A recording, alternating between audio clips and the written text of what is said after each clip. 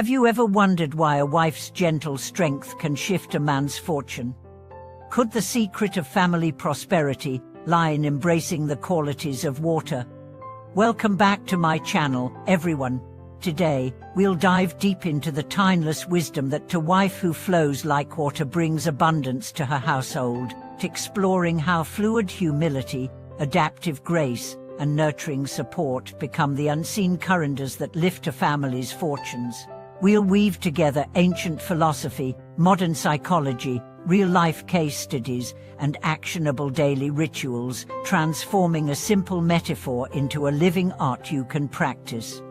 Let's embark on this journey through the way of water and discover how softness conquers hardness, how yielding becomes strength, and how the silent flow of kindness and understanding can turn the tide in your family's favor.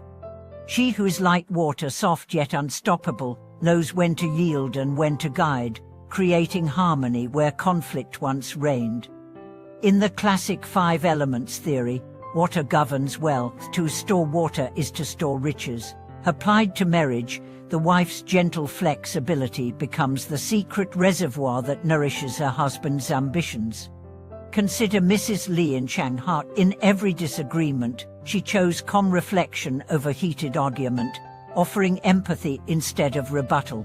As tensions eased, her husband's stress melted away, and with a lighter heart, he secured love to deal, propelling the family into financial stability. Her yielding spirit became the fertile ground in which his success could grow. When anger flares, the water-like wife doesn't clash head-on. Instead, she redirects the current soft words, a playful tease, even a simple smile, until storm clouds disperse. Conflict expert drive. Elizabeth Kubler-Ross recommends a brief pause in heated moments, followed by a disarming laugh and the words, "I kneel tonight, you stand tall tomorrow." This simple reframing preserves dignity and restores peace. Beyond conflict, water nourishes all it touches. A wife who notices her husband's strengths and offers heartfelt praise, "You handled that meeting brilliantly, I'm so proud of you," releases a flood of dopamine, reinforcing confidence and inspiring greater efforts.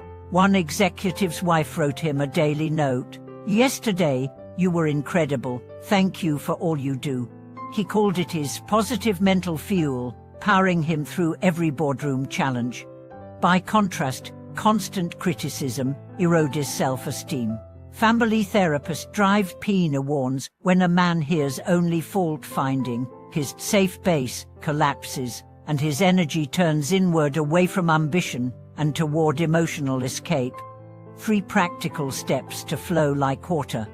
Soft language in disagreement is.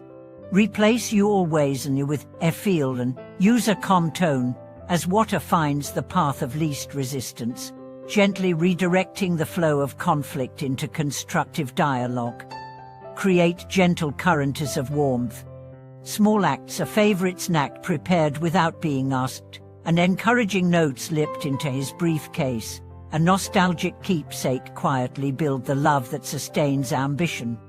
Weekly appreciation ritual. Each weekend, together review the week's highlights, celebrate wins big or small, and read aloud your mutual gratitude. This shared practice cements trust and mutual motivation. Through these habits, a wife's soft power channels unity, quiet support, and positive energy into the heart of the home. May every one of you watching become that water-like presence, flowing with grace, nurturing success, and turning silent currents into roaring prosperity. Flowing like water does not mean being passive or invisible. It's about mastering the art of subtle influence, guiding without forcing, supporting without clinging. Imagine the quiet river that carves canyons over millennia, not by brute force, but by endless, patient persistence. In marriage, this translates into small, consistent habits that build a bond so deep and resilient that it becomes the unseen engine of shared success.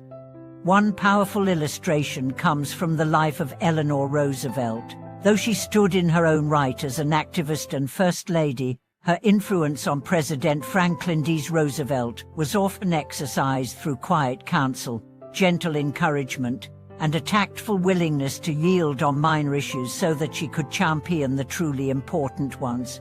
By choosing her battles wisely, and by offering unwavering support behind the scenes, she amplified his vision without overshadowing it. Their partnership reshaped America's social landscape, proving that soft power, when deployed skillfully, can change the course of history. Modern research supports the value of this approach. Psychologists Lorena Rivera and Adam Grant studied top-performing couples and found that those who practiced strategic accommodation, the habit of occasionally deferring to a partner's preferences or opinions, reported greater relationship satisfaction and joint achievement. They called this dynamic the yielding advantage. Partners who feel heard and respected become more motivated, creative, and committed to shared goals. Let's unpack 3 deeper layers of water-like influence. First, the power of strategic silence. When a husband returns home burdened by work stress, a water-like wife senses the need for quiet over counsel.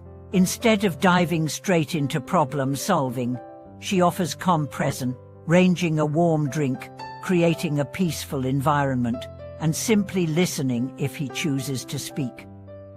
This silence communicates respect and safety. He feels held, not hijacked by advice. Over time, he learns to associate home with restoration, enhancing both his well-being and his drive. Second, the art of reframing. Water adapts to any container, and so must a wife's communication. If criticism threatens a husband's confidence, the water-like wife reframes feedback as partnership. Rather than, "You messed up that presentation," she might say, "I saw your hard work and let's brainstorm together on making your next pitch even sharper." This subtle shift transforms evaluation into collaboration, sparking enthusiasm instead of defensiveness. Third, the habit of celebration. Like tributaries feeding a river, daily moments of acknowledgement fuel momentum. Celebrate micro-wins: the email you drafted, the extra mile he took for a client, the patience he showed in a tough moment. By vocalizing appreciation, "I noticed how you listened to Karen's concerns today," it shows real leadership. You flood his inner reservoir with pride and purpose. Consider the story of Jasmine and Robert. Early in their marriage, Robert felt overwhelmed by the startup he'd launched. Jasmine realized that each time she tried to solve his problems outright, he withdrew further. So she shifted. She began asking questions. "What was the most exciting part of your day?" and shared her own reflections without jumping in with solutions. In those conversations, Robert rediscovered his vision. 4 years later, his company thrived, and he credits Jasmine's listening ear and adaptive encouragement as the foundation of his resilience. Beyond the personal sphere, we see water-like leadership succeed across cultures. In Japanese management philosophy, the concept of nima washai, going around the roots, emphasizes quietly gathering support before making decisions. It mirrors the water ethic: move gently, build consensus, and let collective energy carry initiatives forward. When Toyota introduced the Prius, engineers and designers spent months in informal discussions, each participant testing ideas and making adjustments in a low-pressure environment. The result was revolutionary, not heavy-handed DKT, but the smooth current of shared insight. How can you embody these lessons in daily life? Begin with morning mindfulness. Before the day's bustle, spend 5 minutes visualizing yourself as water, flexible yet purposeful. Ask yourself, how can I adapt today? Where can I yield to support my partner's flow?